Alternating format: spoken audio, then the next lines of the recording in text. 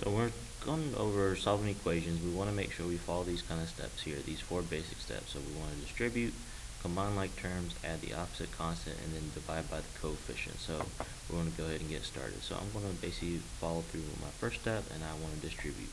So remember, we're talking about distributing, meaning we take this 3 and kind of pass that out to everybody that's inside this parentheses here. So we're going to multiply that.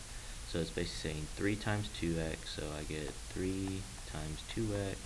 I will get 6x here, and then for this part 3 times 10, so then I will get 30. So since it's positive, it'll be a plus 30 here. Okay. So equals 54. So now the next part I'm going to look at is combine like terms. So if I take a look, do I have any like terms that are on this side? So I have one with an x, one with a constant, or it's a constant number, no x. So basically I can't do that part. So what's going to happen is distributing is check, combine like terms, check.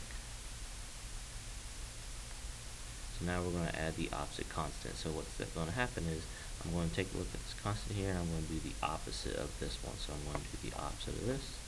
What I do to one side, I'm going to do to the other.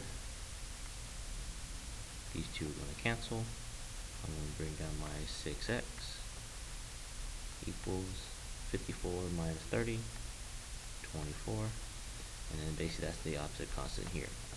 Now the next part I'm going to do is divide by the coefficient. So the coefficient is always that one leading term, just that 6 here in front of this x. So that's called a coefficient. So that's our coefficient. So I'm just going to divide by that number. So because this is multiplying, because it's 6 times x, I'm doing the opposite, dividing, hence the step.